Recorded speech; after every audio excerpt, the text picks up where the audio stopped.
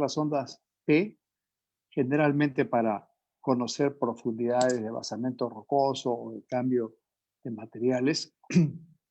También determinar la velocidad de las ondas de corte, V sub S, que es la que nos interesa sobre todo a la parte de la ingeniería civil.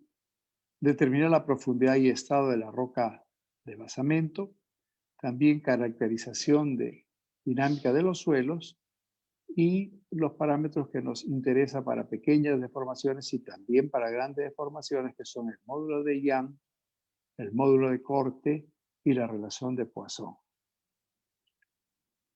En esta vista estamos ilustrando una descripción No de se las está distintas viendo, doctor. Disculpe, doctor, ¿No se pero ve? no se está viendo las imágenes. No está compartiendo. A ver, vamos a ver entonces. ¿Qué hacemos un ratito?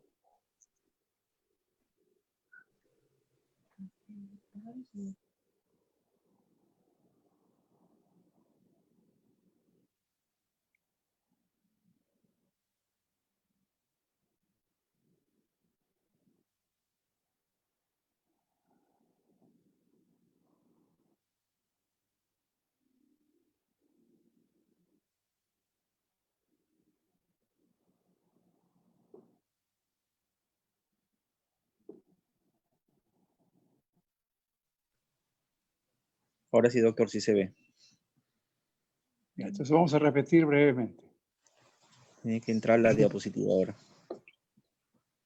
¿Perdón? ¿Ya están? Sí, ahora Ahí sí está. se ve la diapositiva.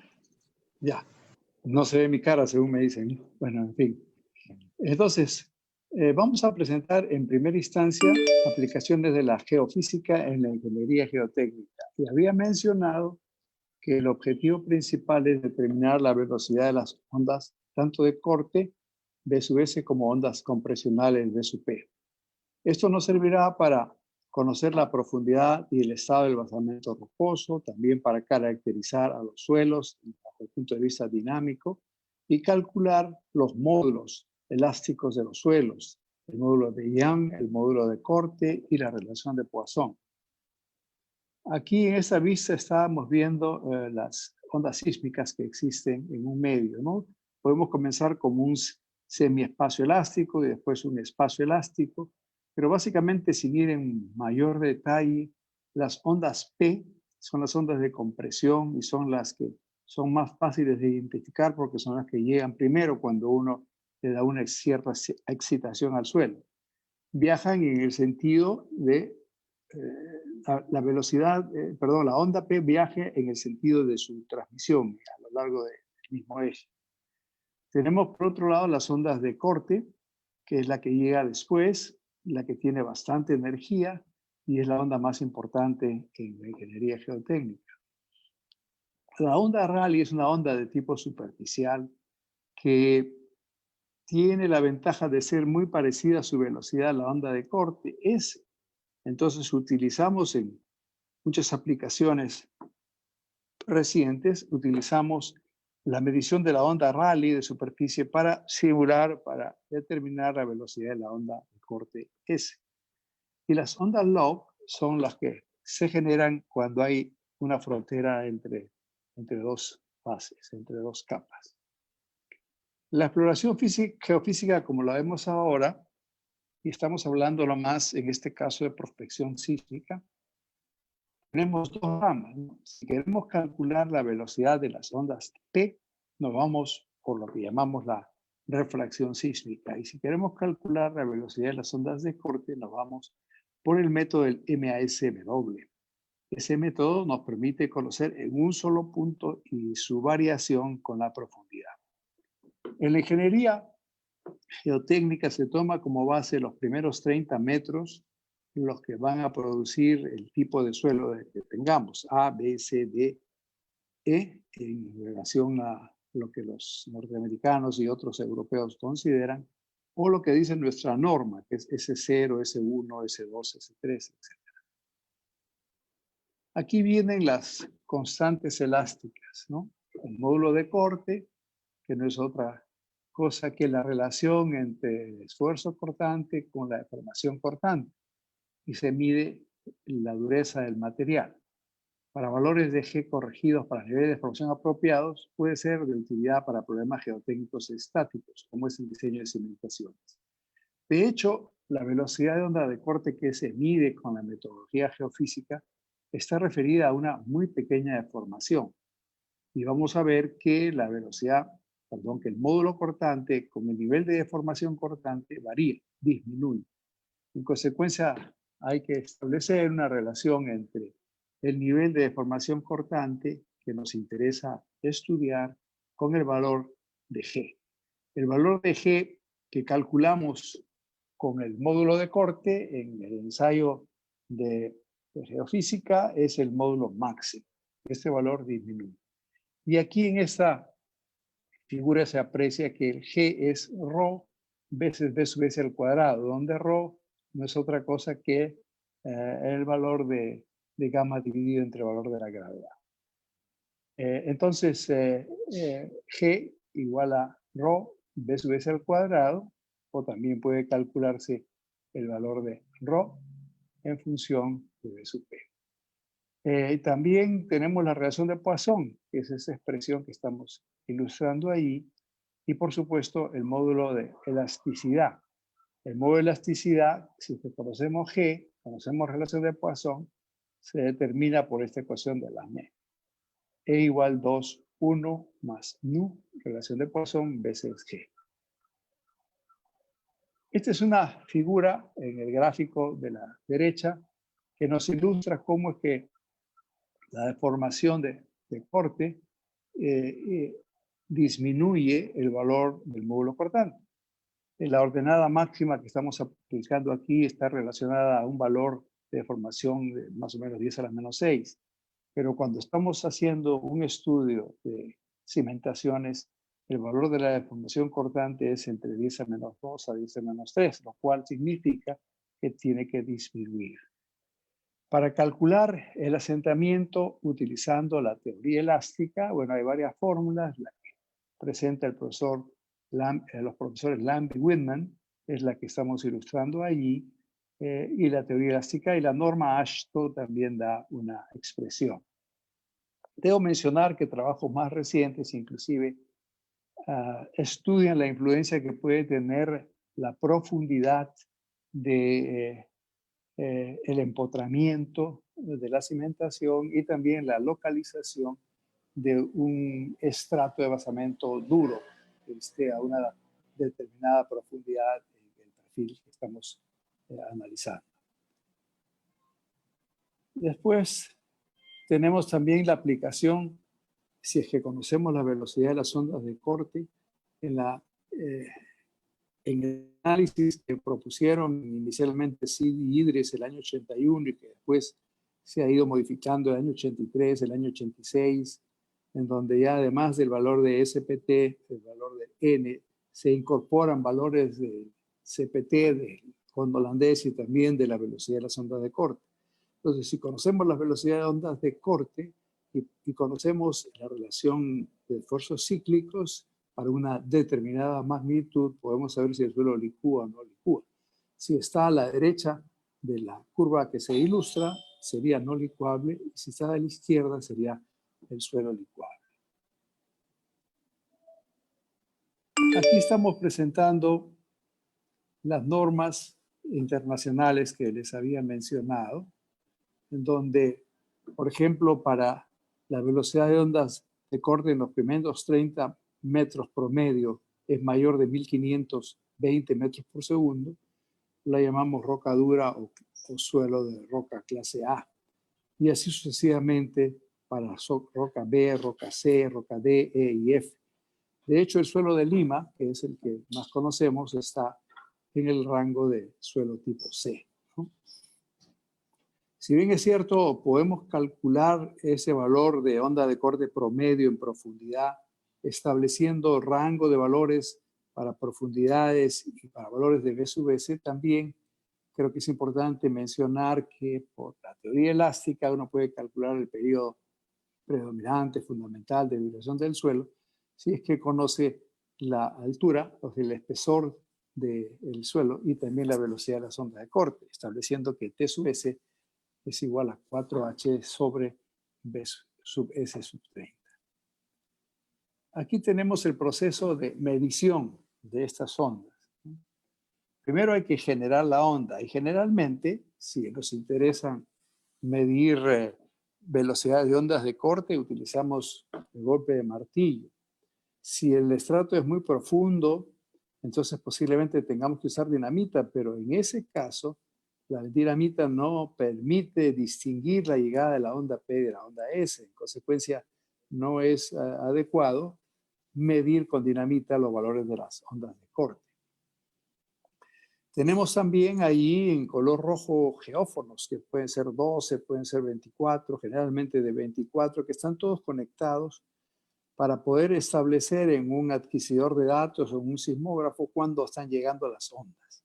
En la figura de abajo se ve las que llamamos dromocrónicas. Le damos un golpe, entonces se produce lo que se llama la refracción cuando el suelo está por encima de una roca basal y entonces va a haber geófonos cercanos al punto de explosión que están midiendo lo que pasa en la parte superior de este perfil. Sin embargo, conforme nos alejamos, va a empezar a medir lo que se está sintiendo en la parte inferior. Pero acuérdense que esta teoría, la ley de Snell, se aplica tan solo a perfiles estratigráficos que van aumentando su rigidez con la profundidad. Si tuviésemos un estrato duro arriba y un estrato blando abajo, esta metodología no funciona. Aquí hemos ilustrado algunos equipos que hemos trabajado en los últimos tiempos. Este es el sismógrafo que es más barato que el de la izquierda, que es el S3000, fabricado por Geometrics, y el otro que es bastante más fuerte, que tiene 24 canales, que es el Smart Size ST. Lo que sí conviene mencionar es que si queremos medir las ondas P, entonces tenemos que tener geófonos de 14 Hz. Y si queremos medir las ondas de corte S, tenemos que tener geófonos de 4.5 Hz. Hay otras metodologías como la italiana y otras fabricantes en Japón y en Estados Unidos que tienen frecuencias de geófonos distintas a las que estamos ilustrando aquí. Esta es un poco la figura de cómo se hace, ¿no? Se establecen en este caso 16 geófonos con distancias que tienen que ser conocidas, generalmente equidistancias, y se pone el disparo desde un lado, se va haciendo distintos disparos, tanto de corrida a la derecha como comenzando de la izquierda, de la derecha, perdón, y corriendo hacia la izquierda. Eso se hace con el propósito de poder ver y de distinguir si es que hubiese algún tipo de cambio de buzamiento de ese interfase de los ambos estratos, ¿no? Y también con el propósito, obviamente, de verificar que están saliendo bien las cosas. Hay una serie de elementos, programas de cómputo que sirven para evaluar tanto las ondas P como las ondas S. La propia empresa Geometrics, que vende esto y que ahora ha sido comprada por la empresa japonesa, pues nos proporcionan algunos programas como el PicWin, PlotRefa para las ondas P y otros programas como el WaveEQ para las ondas S y el Surface Wave Analysis Bizarre. Por cierto, hay metodologías de una dirección y también de dos direcciones para el caso de la medición de las ondas de corte, pero no vamos a ir a ese detalle ahora. Simplemente para hacer un repaso de lo que hacemos en el campo, estamos viendo en la figura superior izquierda el resultado de la llegada de las ondas de corte a los distintos geófonos, lo cual nos permite establecer lo que llamamos la dromocrónica, es decir, esa recta que tiene, en este caso, 2 o 3 pendientes que estamos viendo ahí, significando que tenemos 3 capas de suelo, porque la inversa de la pendiente de cada una de estas líneas es nada menos que el valor de la velocidad de la onda P en ese estrato. También se ve que hay otra curva que va de la derecha hacia la izquierda, y es lo que les había mencionado, ¿no? Que hay que hacer la corrida de un lado hacia la derecha y de la derecha hacia la izquierda. Hay que hacer unas ciertas correcciones después y finalmente se tiene ya el perfil sísmico, en donde ustedes aprecian en la figura inferior derecha que aquí se han determinado tres velocidades, de tres capas de los suelos con esas distintas velocidades, y el estrato es relativamente uniforme, ¿no? El caso del procesamiento en una dimensión, en una dimensión del MASW, que es la medición multicanal de ondas de superficie, utiliza también, a diferencia de los otros métodos que existen, cross-hole, down-hole, aquí lo hacemos todo en superficie con unos geófonos de 4 GHz que he mencionado, con ciertas distancias, y justamente se analiza la llegada de las ondas P, de las ondas S, y por un método de análisis de dispersión uno puede establecer en profundidad cómo va variando el valor de la onda de corte allí. Aquí estamos ilustrando el método que es un poco más complejo, ¿no? Con los distintos programas de cómputo que existen para calcular, después de haber hecho esta medición en el campo, la selección de amplitudes máximas y rango de análisis. Después calculamos la curva de dispersión en función de esa gráfica de colores que ven ustedes ahí para finalmente obtener lo que estamos ilustrando en el gráfico bajo de la derecha, ¿no? En donde hay una distribución de velocidades de ondas de corte en profundidad. Lo que dice tanto el International Building Code como nuestra norma E030 nos dice que nosotros tenemos que tener un valor ponderado, promedio ponderado de las velocidades de estas ondas para poder establecer eventualmente cuál es el valor B sub S sub 30. Ven ustedes que el valor de 30 es la profundidad que se alcanza. Y esto es lo que nos produce los valores que tenemos que determinar para poder hacer los cálculos.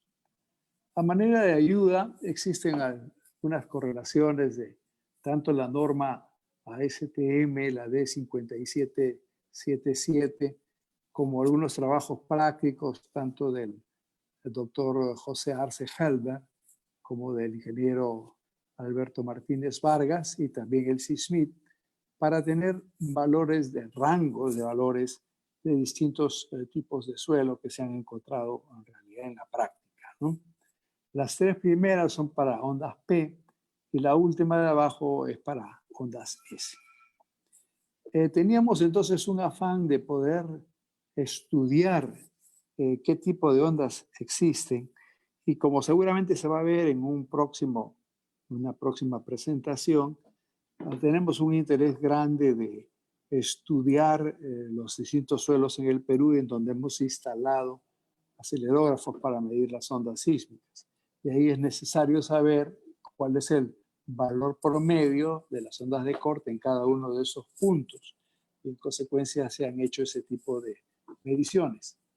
Enrique Luján fue justamente un alumno nuestro que hizo su maestría también en Ingeniería Geotécnica y también hizo su doctorado ya en la Universidad Nacional de Trujillo, estudiando problemas de gestión de riesgos de desastres en esa ciudad.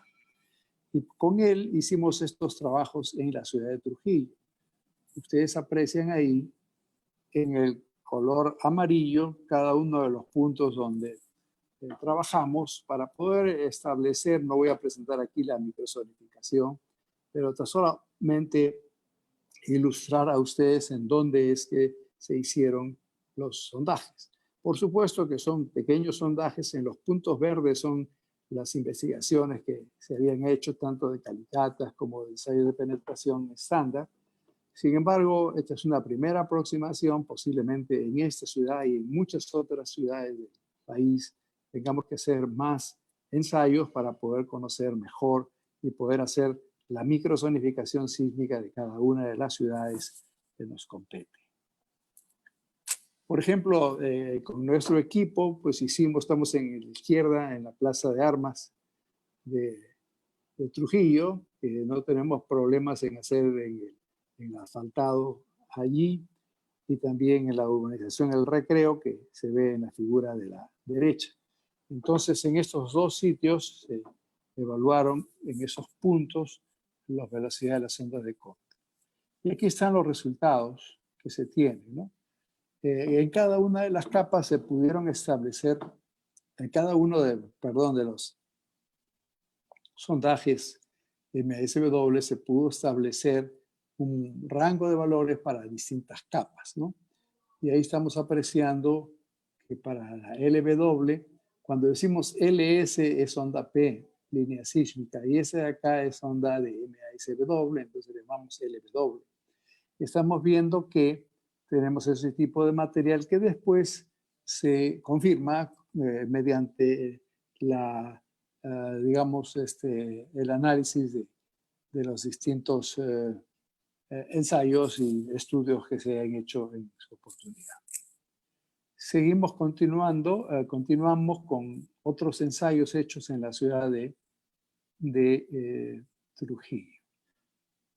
Esta otra recopilación es un estudio ya, digamos, profesional que se hizo en el Hospital Daniel Alcides Carrión en Huancayo, uno de estos hospitales que se hicieron en el pasado y que había algunas dudas, ya estaba en construcción el hospital, había una supervisión, pues nos encargaron de hacer para verificar ese tipo de trabajos. Aquí está la ciudad de Huancayo, que como ustedes saben está al lado del río Mantaro y que tiene una serie de quebradas que han hecho depósitos en tiempos anteriores de una manera interdigital, ¿no? Interdigital, o sea, ha venido una capa, después ha venido una inundación, después otra capa. Es un suelo bastante heterogéneo, pero que en muchas de sus capas tiene material granular. En este hospital lo que se hicieron fueron las líneas sísmicas de refracción para determinar la velocidad de onda P.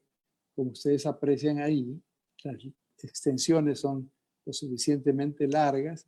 Generalmente lo que se indica es que la longitud de la línea tiene que ser, digamos, el triple de la profundidad que uno quiere investigar, ¿no? Si quiero investigar 100 metros, voy a tener que tener una línea de 300 metros en superficie. Y los otros puntos de la línea de color rojo, los que corresponden a las ondas de corte MASW, pues sí se indica el valor solamente para el valor central, ¿no? Entonces no tiene por lo menos en una dirección, el MASW 1D nos daría los valores de cada uno de esos puntos. Por supuesto que también existen metodologías para calcular en dos dimensiones, pero eso no lo vamos a ver ahora. Y aquí están los datos de las distintas líneas. Esta es la línea LW01, que están apreciando ahí cómo se ha llegado una vez hecha el sondaje, cómo se está distribuyendo los valores de las ondas de corte. Esta sí es una línea sísmica, la onda P, o sea, en ese caso se han hecho tanto mediciones de las ondas P como de las ondas S, y esta es la caracterización dinámica. Este cuadrito es importante porque de alguna manera uno tiene que clasificar al suelo. ¿Qué tipo de suelo es? A, B, C, D.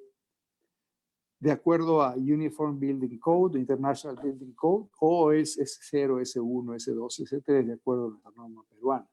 Es sumamente importante porque las cargas que se van a aplicar en el diseño estructural van a ser distintas dependiendo del tipo de suelo, como ustedes bien conocen.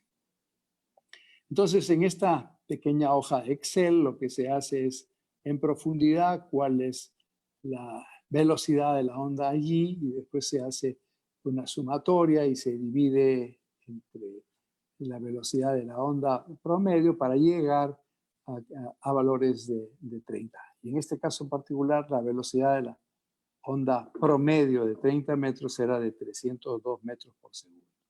Eso, por supuesto, lo califica al suelo como un suelo tipo D, como ustedes ven ahí, ¿no? aquí se ve el ensayo que se está haciendo para las ondas P. Hay cierta facilidad porque solamente es en superficie el ensayo. Y aquí están las ondas geofísicas MASW. Ven ustedes que los geófonos son de distintos colores porque unos son de 14 Hz y otros son de 4.5 Hz para los propósitos que he mencionado anteriormente. En esta lista ilustramos los valores para las ondas P.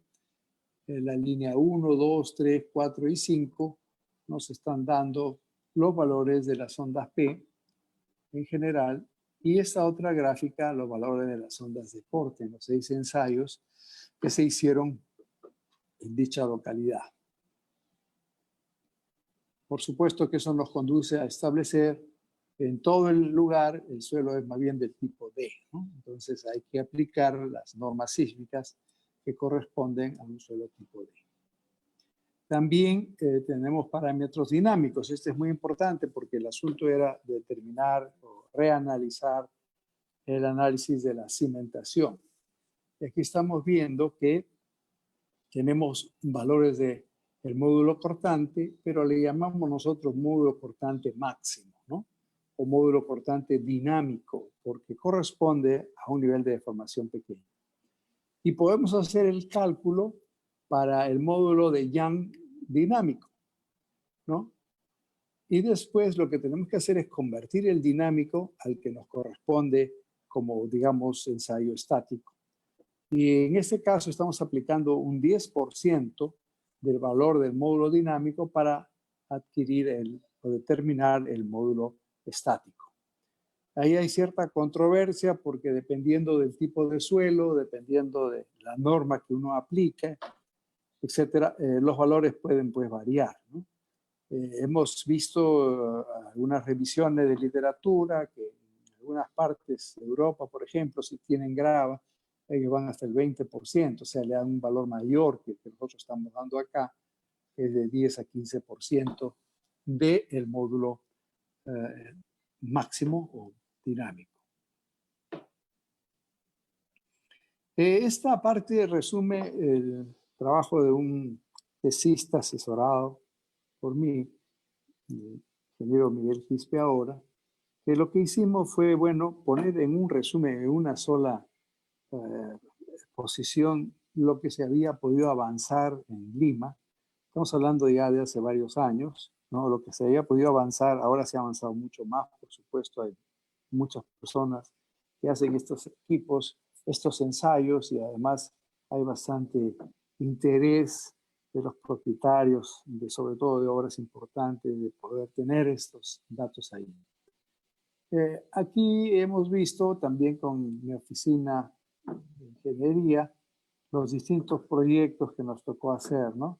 Desde, por ejemplo, el puerto Santa Sofía, cerca de Ancón, el proyecto Tren Eléctrico, tramo 1 y tramo 2, línea 1, después el proyecto del agua potable que iba para el ramal norte, la avenida Gambetta, el rediseño o el diseño adicional del puente del Ejército, el lugar de la memoria, que también fue importante, algunos colegios, etcétera, para darnos una idea de, por lo menos, nuestro convencimiento de que esta es una excelente herramienta y pues indicar que existen esos trabajos en otros lugares.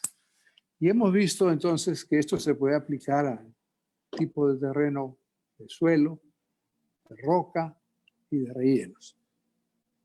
En el suelo, que es un suelo en realidad bastante duro aquí en Lima, tenemos en el tren eléctrico que hay una zona blanda que vamos a ver más adelante que tuvo que hacerse con pilotes para aquellos que no están enterados en el tramo 2. Después algunos reservorios de eso de la línea troncal que va desde Atarjea hacia la zona norte.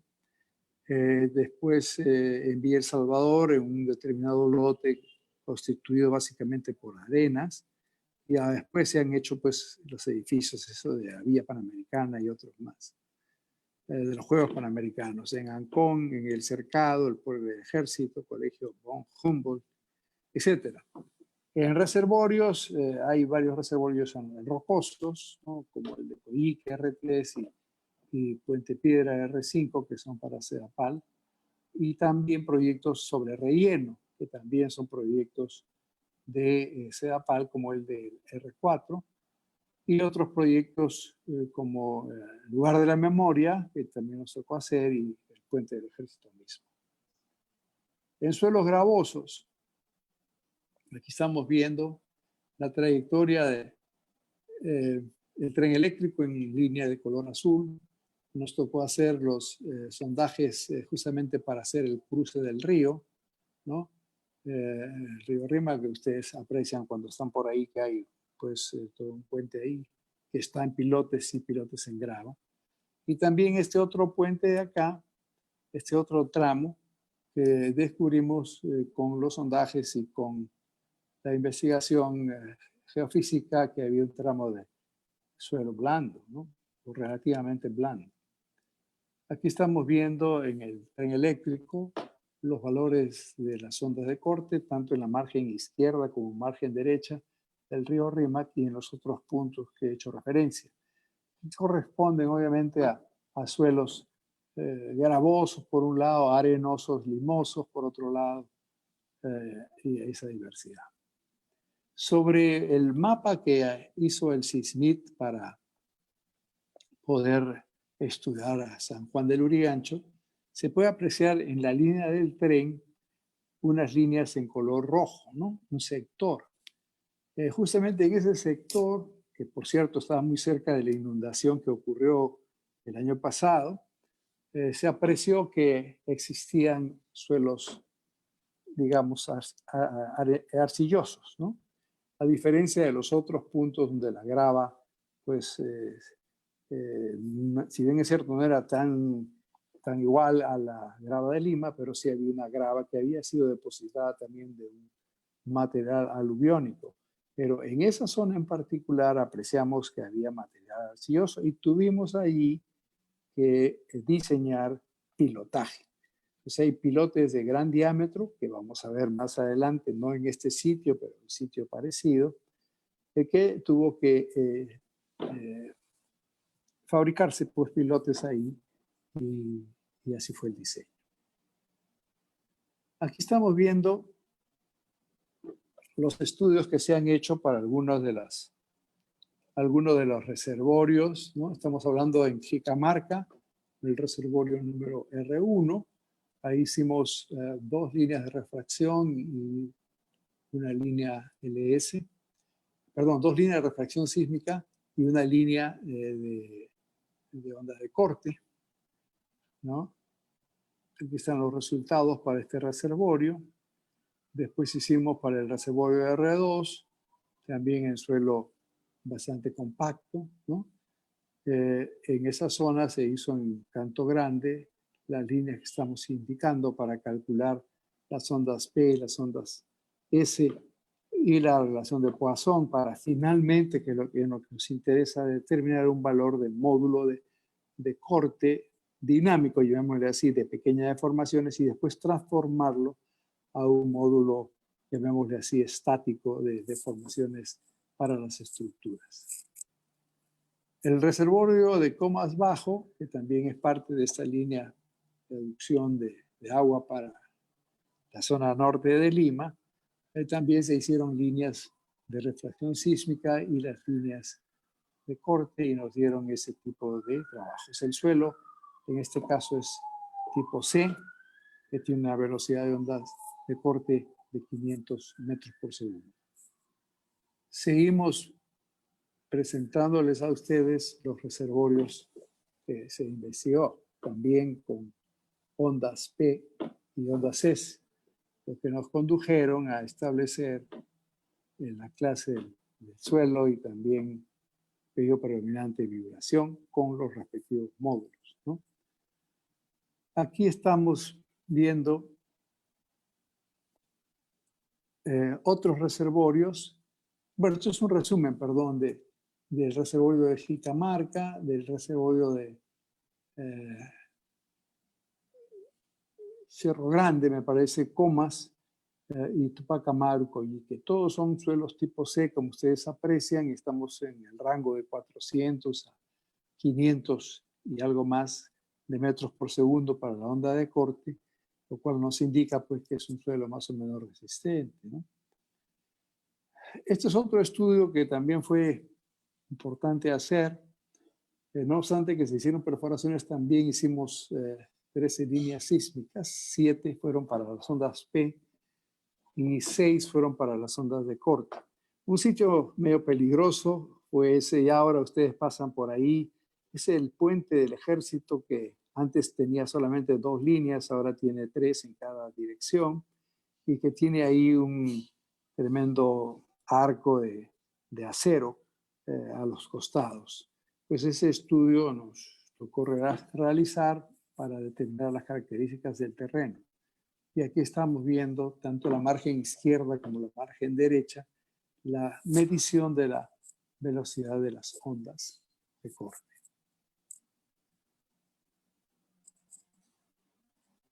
Aquí estamos apreciando, si bien es cierto, uno puede mirar al suelo desde el fondo del río, pero el gran problema es que había una serie de depósitos de relleno allí, ¿no?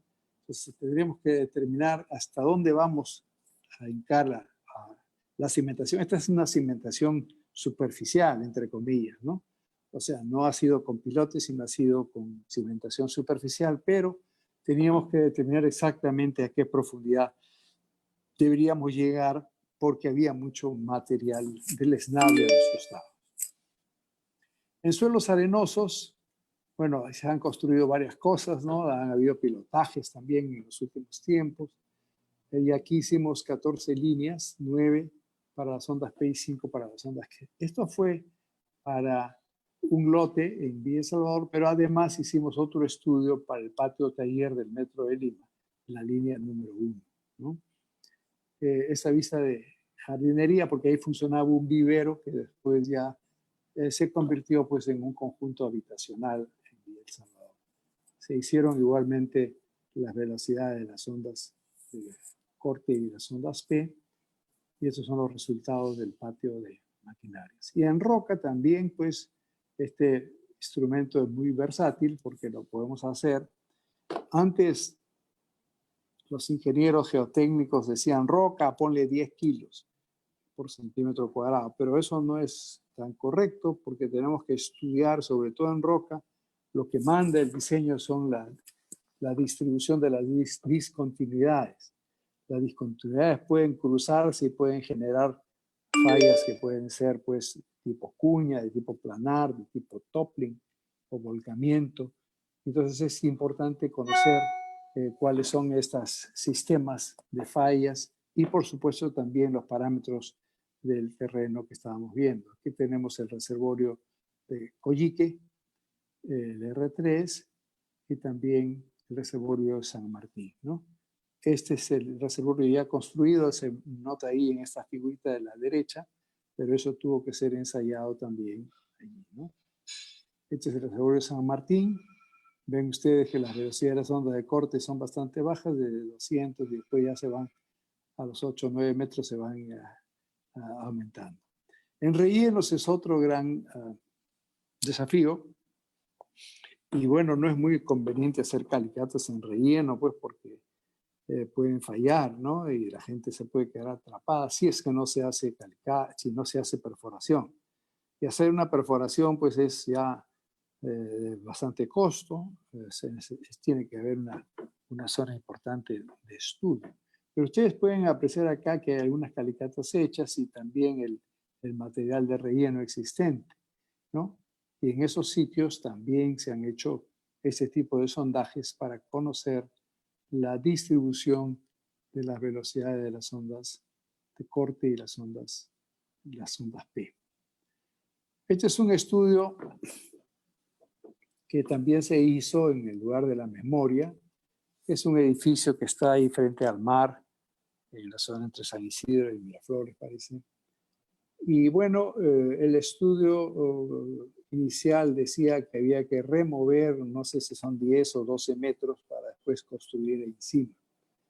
Nosotros debido a la consulta que nos hizo el comité, hicimos una evaluación midiendo las ondas de corte, haciendo algunos sondajes, y llegamos a la conclusión de que era mejor cimentar y cimentar por pilotes, no obstante que se trataba de un material de relleno, ¿no? Y de hecho, la cimentación ha sido así. Hay una presentación especial, que ustedes pueden verla en mi página web, sobre lo que hicimos y cuál fue el diseño de esa estructura. Sin embargo, la idea aquí es mencionarles que la refracción y la onda de corte también nos ayudó mucho en estudiar ese tipo de comportamiento, el cual lo estamos viendo acá. Se hicieron mediciones básicamente de onda de corte y determinaron que el suelo pues era tipo D, ¿no? Aquí se resume de alguna manera, ese era el propósito de este trabajo de tesis, ¿no? El propósito era resumir qué es lo que conocíamos en esos años sobre la velocidad de las ondas, tanto P como S, en la zona de Lima. Por cierto que ahora hay muchísima más información, el SISMIT ha hecho muchos estudios dependiendo de muchos distritos en particular y bueno, se tiene un conocimiento mucho más detallado, pero este conocimiento se hizo a partir de los proyectos que habíamos hecho, ¿no? La línea del tren, tramo 1, tramo 2, la línea de Sedapal, del agua potable y otros valores puntuales que ustedes ven ahí. Como conclusión de esta primera parte, lo que les puedo mencionar es que las velocidades de onda obtenidas con los métodos de refracción para ondas de compresión y el método MASW para ondas de corte superficiales nos permiten obtener parámetros de diseño de cimentaciones que son de gran utilidad.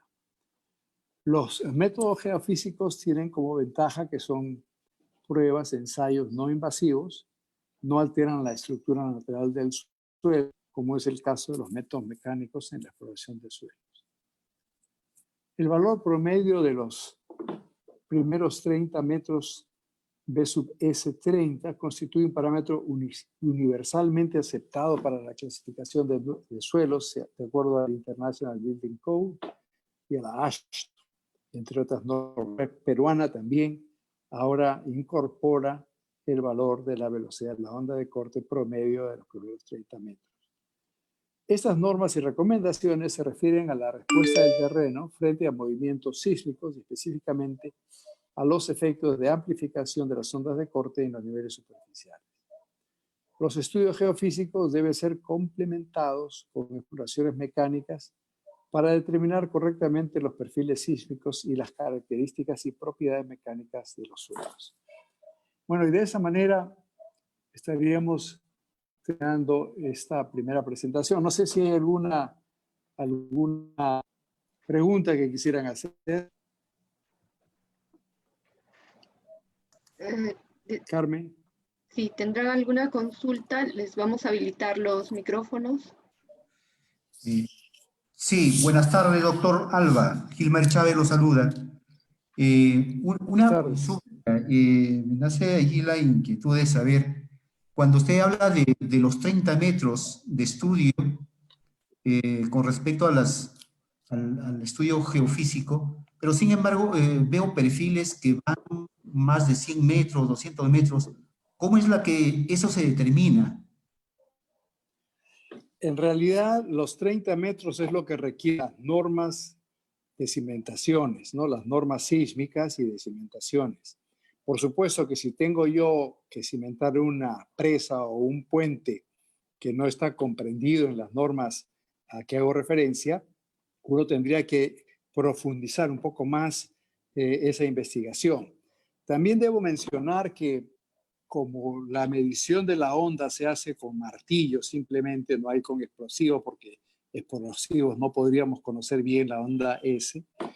Debo mencionar que hay alternativas para llegar a una mayor profundidad y de hecho se están haciendo así. ¿Y cuál es esa alternativa? Es el método que le llaman MAM, que se basa básicamente en la medición de la vibración ambiental, lo que llamamos los microtremores.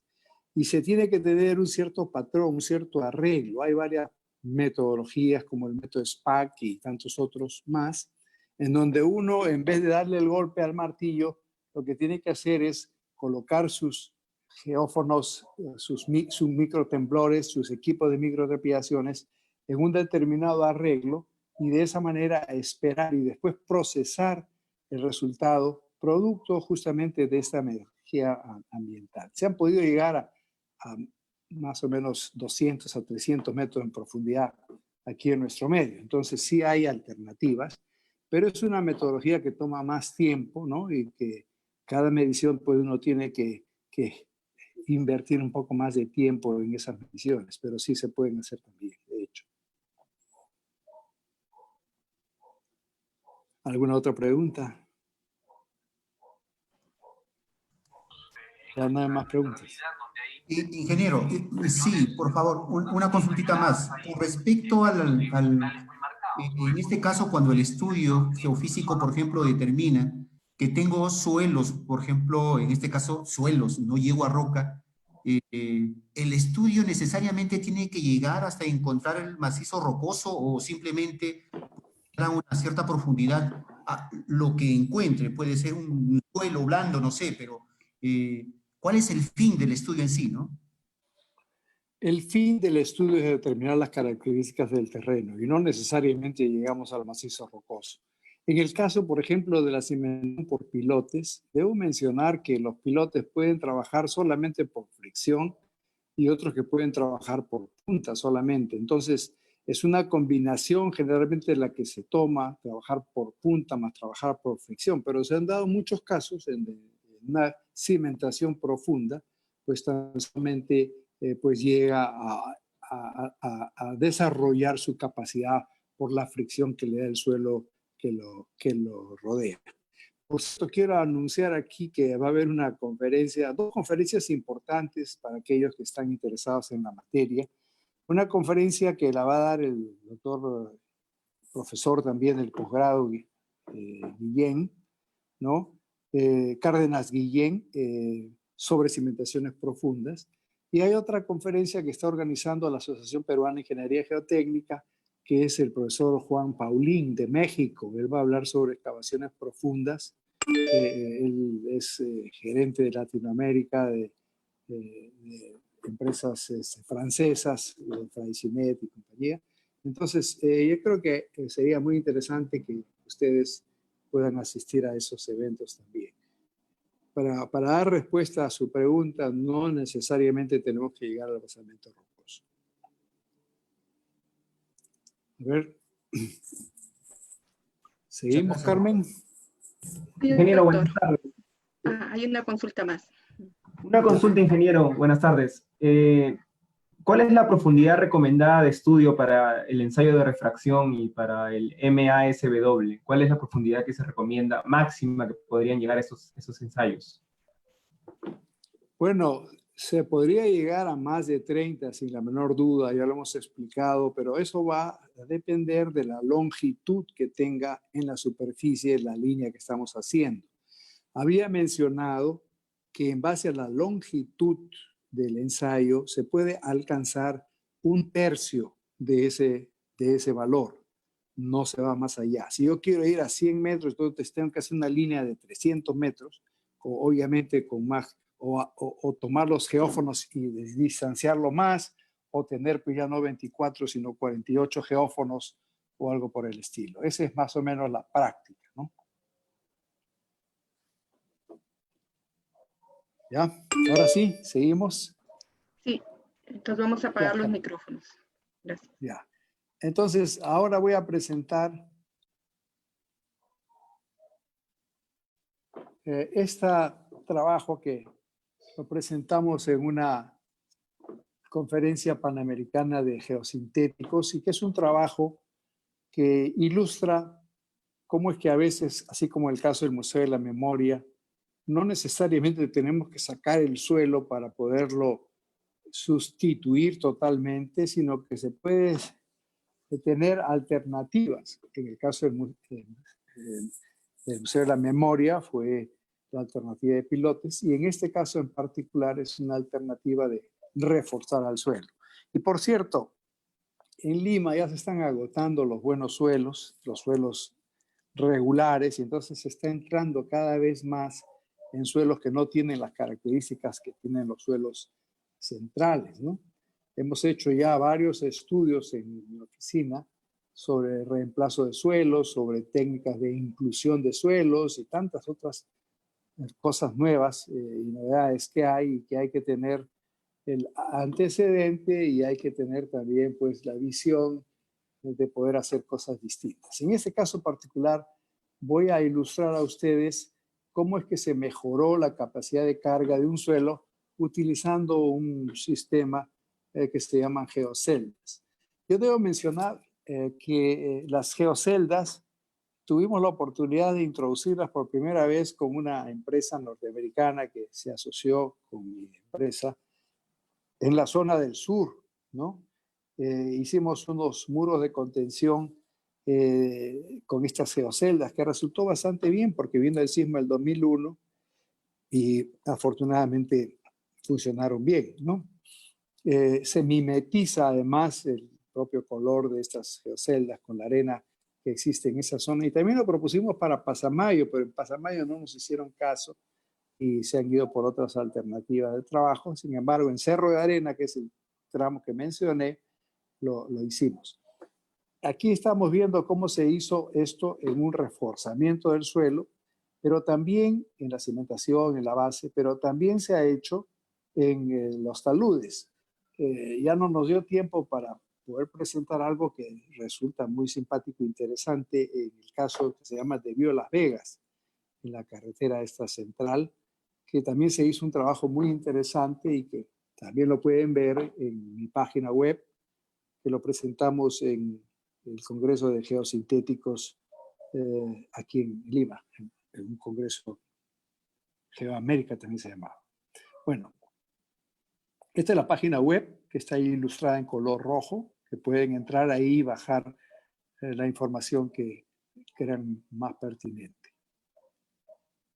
Como ustedes saben, teníamos un problema de contaminación muy serio en la zona del Callao, porque llegaban los concentrados mineros en los ferrocarriles y no había ninguna cobertura, habían casos de intoxicación importantes, y lo que se hizo fue hacer un estudio para poder techar estos depósitos y hacer un canal de conducción que estaba también hecho en pilotes y que llegaba hasta entregar a los barcos el material ya concentrado que era contaminante.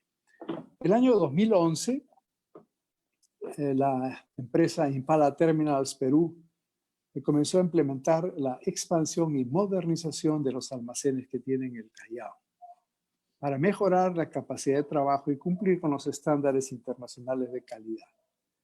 Una parte de esta expansión se hizo en los almacenes de Cormín 2, hay Cormín 1, Cormín 2, Cormín 3 en la zona del Callao, y también lo que se llamaba Toromocho, ¿no? Los que en estudios iniciales presentaron materiales de muy baja capacidad y nivel freático alto. Y siempre la alternativa ha sido, bueno, reemplacemos el material, pero eso no es lo más económico ni lo más técnico, ¿no? Porque significaría pues una mayor perturbación al medio ambiente, por un lado, y por otro lado el tiempo que no pueden esperar estas empresas.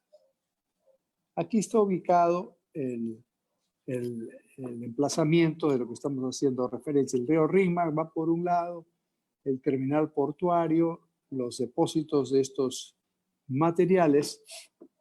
Y como ustedes saben, el plano lo veremos, me parece, porque lo hemos visto ya la semana pasada, de Lima, es que la parte central es bastante buena, pero la parte terminal ya, la punta, Callao, zonas como Ventanilla o hacia el sur, son zonas que tienen suelos bajos, bofedales y turbosos y arcillosos, etc.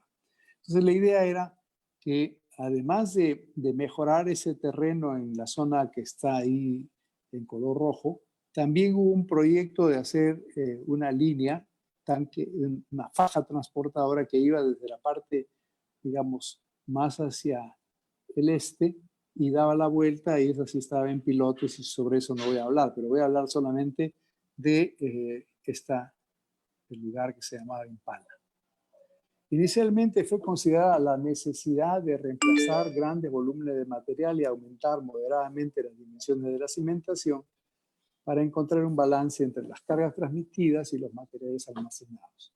Acuérdense que ahí viene el material por el ferrocarril y se deposita, y esa carga es una carga grande que se transmite al suelo. El principal problema ocurrió en Cormín 2 y la faja de transportadores de materiales que iba ya directamente a los buques, ¿no? Pero ya de una manera pues ordenada y de una manera no contaminante, ¿no? Y eso fue debido a que había materiales de muy mala calidad, y el volumen de trabajo fue muy alto debido a las áreas grandes que se estaban tratando. Las soluciones convencionales de reemplazar, excavar, resultaron costosas y tomaban mucho tiempo, como lo he mencionado. Entonces fue importante encontrar alguna propuesta nueva, rentable y que respondiera a las necesidades del proyecto. Entre esas nuevas alternativas se encuentran los materiales geosintéticos, que es muy importante considerarlos en sus distintas aplicaciones, ¿no? Los que, aplicados a la ingeniería tradicional, proporcionan grandes resultados.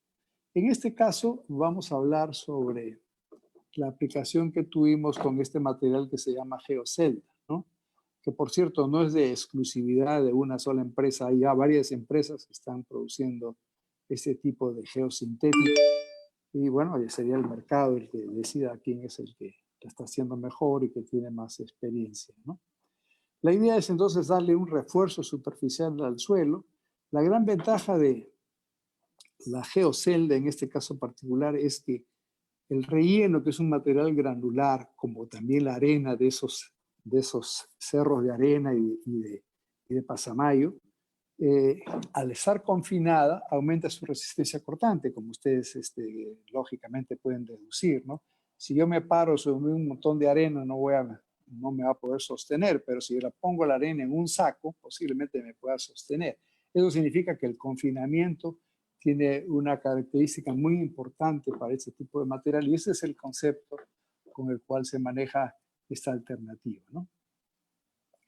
Entonces, hay ya una metodología para utilizar este material, ver cómo se aumenta la capacidad portante y también cómo se disminuye el asentamiento. Y eso es lo que realmente se propuso en esta oportunidad.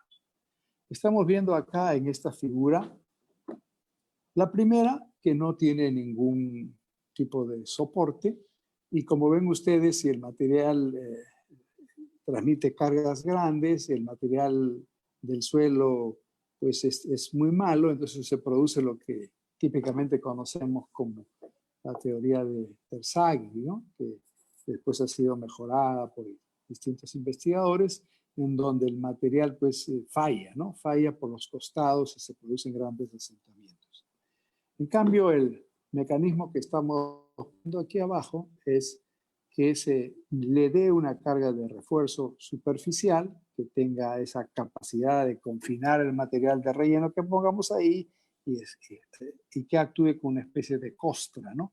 Que eventualmente mejoraría la capacidad portante y también disminuiría el nivel de asentamiento allí. Hay un excelente libro que tiene varias ediciones. Antes era un único libro, ahora hay 2 o 3 volúmenes del libro de Körner, Diseño de Geosintéticos. Es uno de los grandes propulsores de esa industria que crece pues, de una manera muy, muy rápida, ¿no? Muy ingeniosa, la industria de los geosintéticos. Allí sugiere en su libro que este sistema de confinamiento celular o geoceldas puede modificar la teoría original del profesor Terzaghi para capacidad portante, porque hay otra serie de esfuerzos que están actuando. Como mencioné anteriormente, en líneas de color verde, es el confinamiento que produce esta estructura de geoceldas y también el confinamiento que le da y la reacción que tiene el propio suelo. Entonces hay que calcular unas ecuaciones adicionales que toman en cuenta ese efecto de la geocelda.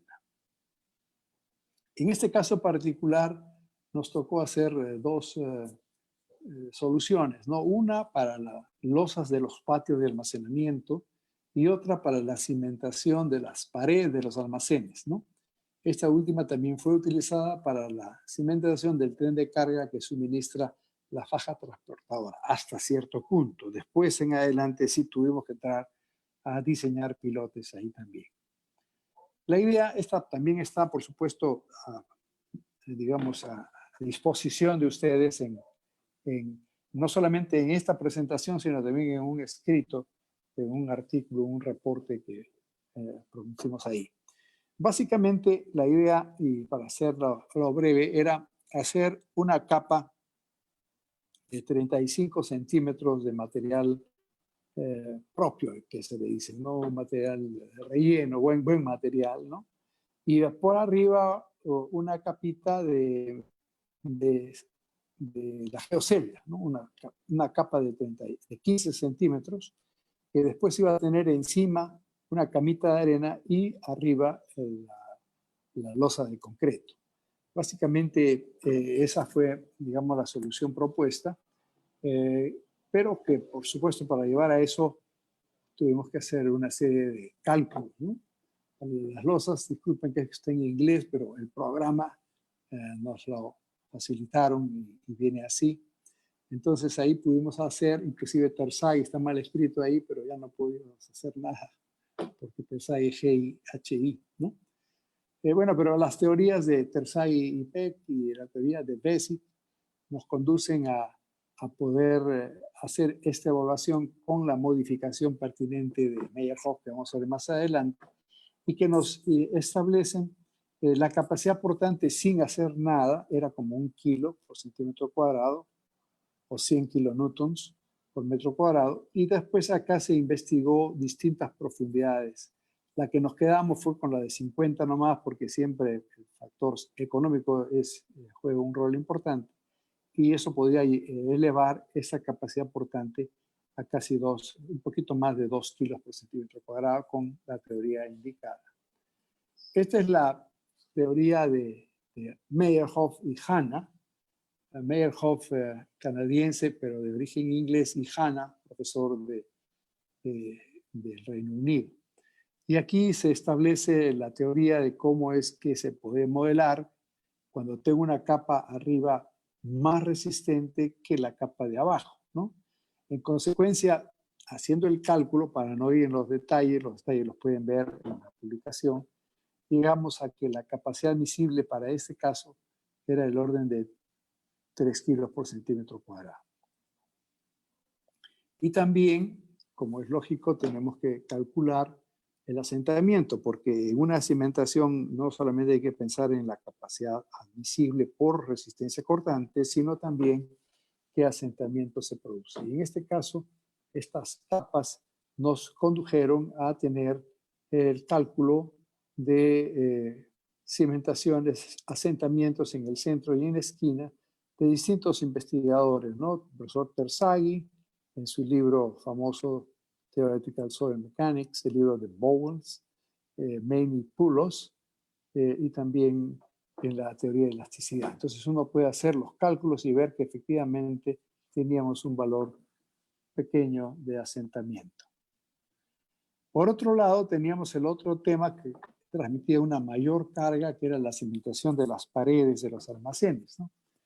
Esta segunda propuesta estaba orientada a mejorar la capacidad admisible del suelo, que se calculaba para ese tipo de cimentación. Acuérdense que la capacidad portante es función de la naturaleza del suelo, pero también de las dimensiones y las profundidades de las zapatas, ¿no? En consecuencia, aquí teníamos una capacidad admisible de medio kilo hasta llegar a 1.5 a 2 kilos por centímetro cuadrado. Y para eso se pudo obtener este tipo de alternativas.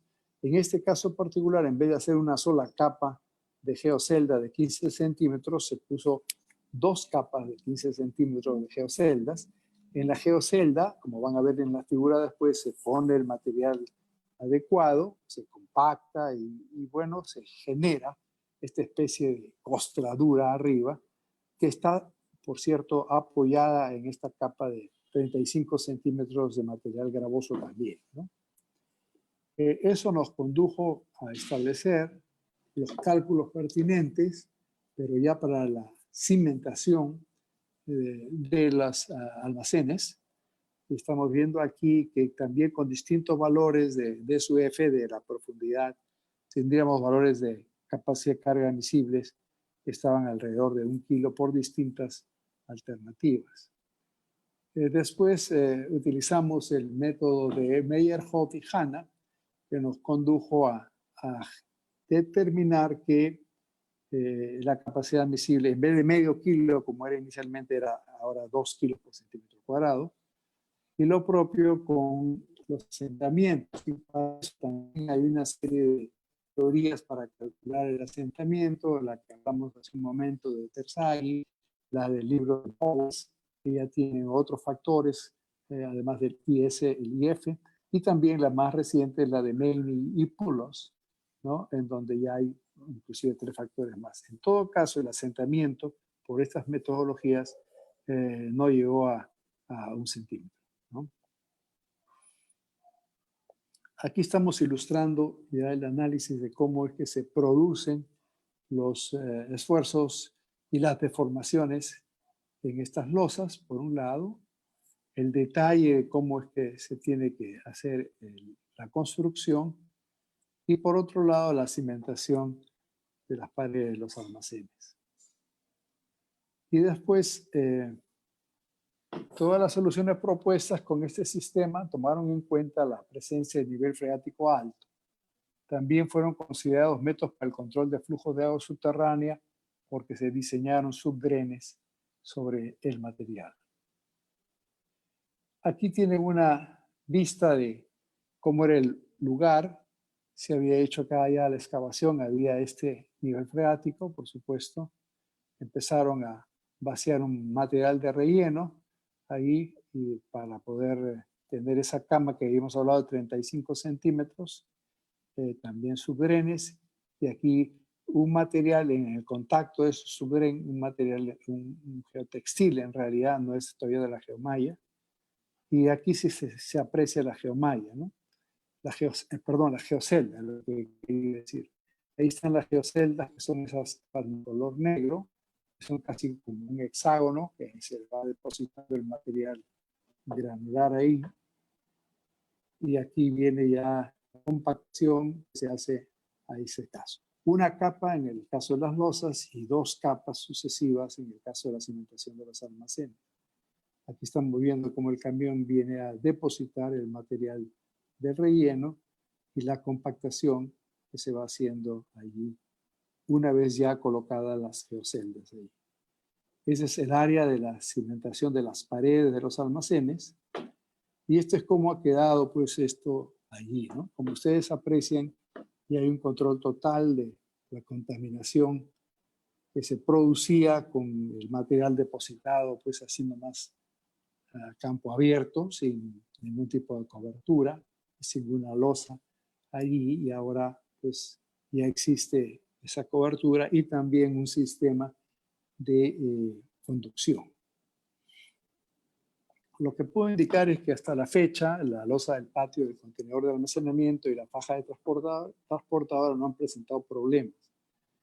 Esto es una clara señal de la contribución del sistema a la solución final, cumpliendo con los requisitos de diseño originales exigidos por este importante proyecto.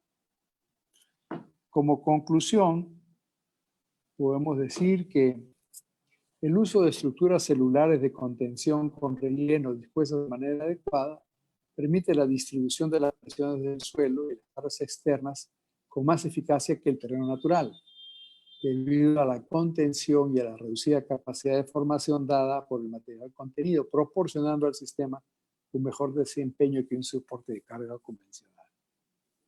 Soluciones tradicionales para el proyecto estudiado fueron descartadas por falta de rentabilidad en comparación con el sistema que habíamos propuesto de geoceldas. el sistema de geoceldas es una solución económicamente viable para este medio, debido a que el uso del material de reemplazo es mínimo, su construcción es simple, no requiere mano de obra especializada y el rendimiento en su construcción es alto. Además, este sistema representa una solución ecológica. El sistema de geoceldas ha demostrado un funcionamiento adecuado hasta la actualidad, después que todas las estructuras del proyecto fueron implementadas. Bueno, como esto fue panamericano, está ahí en saludo tanto en portugués, español como castellano. De esta manera hemos terminado la segunda presentación. No sé si hay alguna pregunta que quisieran hacer los señores asistentes. Vamos a habilitar los micrófonos. ¿Alguien desea hacer alguna consulta? Sí, buenas noches. Doctor Alba, qué gusto saludarlo. Quería hacerle una consulta.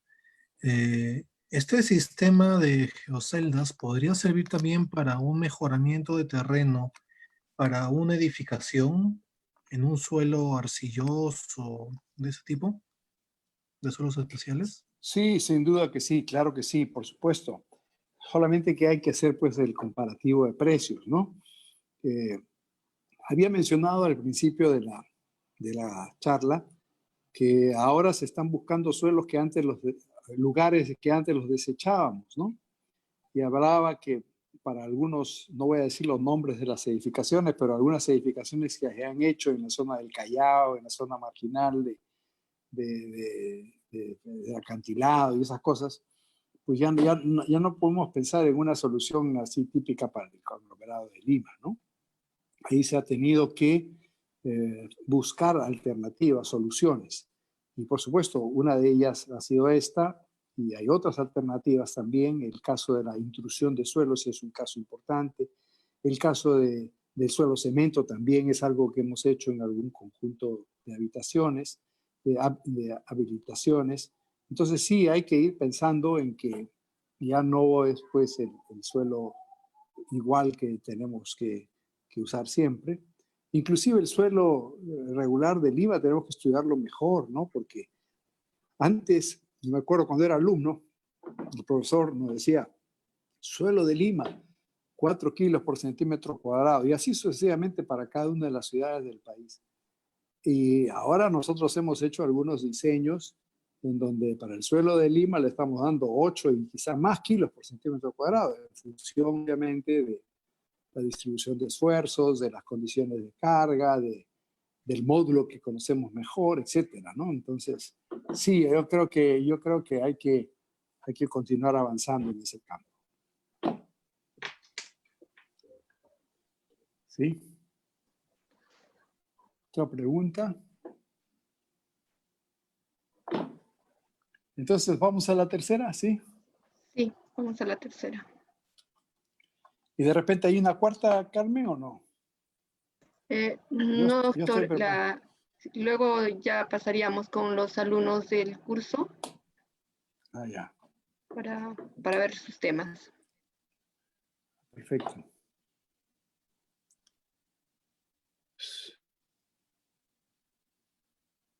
Muy bien. Entonces, con esto vamos a terminar y me van a dejar ir temprano.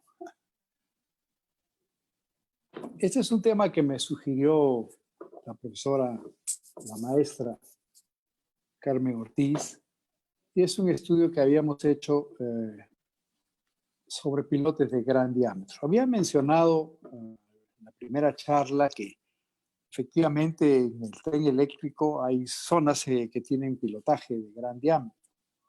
Y en este caso particular también vamos a ilustrar los trabajos que hicimos y que llevaron al diseño de pilotaje de gran diámetro en 2 puentes de la avenida Gambetta en el Callao, que son el puente Chillón y el puente sobre el río Rima. Y eso es lo que vamos a ver ahora, cómo ha sido el enfoque general, qué es lo que se ha hecho para ver si es que hay alguna pregunta o alguna idea adicional.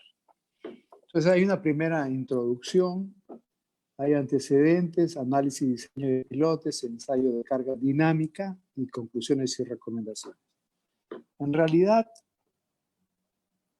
en mi concepto ha habido siempre no mucha interacción entre el ingeniero estructural y el ingeniero geotécnico, ¿no? El ingeniero geotécnico se le encargaba un estudio, dime cuál es la capacidad portante, y todo el resto lo hacía el ingeniero estructural.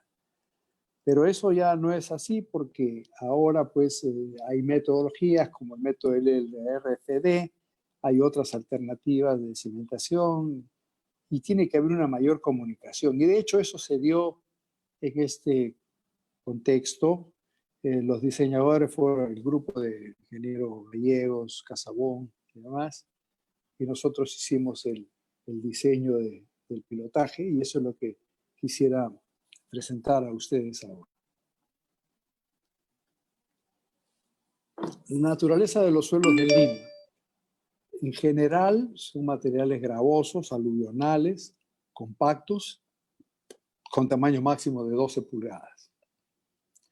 Y también vamos a tratar en este caso particular sobre pilotes excavados o perforados, le llaman otros, de 1,50 m de diámetro y a profundidades variables, construidas en los márgenes de los ríos Rímac y Chillón, porque eran la cimentación de estos puentes nuevos que se han hecho en la avenida Néstor Gambetta, el puente vehicular del Rímac y el puente vehicular del Chillón. ¿Qué cosa hicimos? Bueno, utilizamos métodos para predecir la carga vertical, la carga lateral que se imponen en estos pilotes y también el efecto de grupo, ¿no? No funcionan individualmente, sino en grupo. Y en base a la investigación geotécnica de perforaciones diamantinas y también ensayos geofísicos, que los hemos visto en la primera presentación.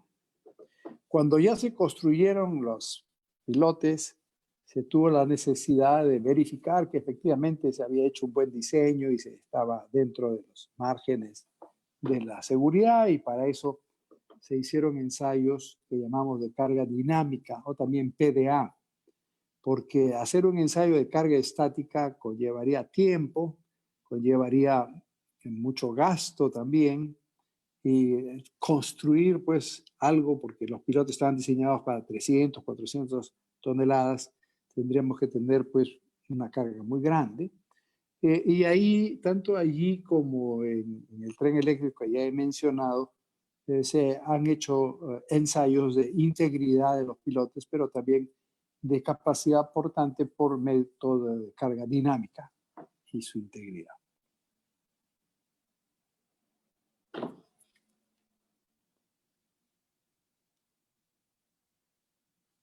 Los pilotes excavados de gran diámetro en los ríos Chillón y Rímac fueron construidos por el consorcio Nueva Gambetta, en Ventanilla, provincia constitucional de Ucayali.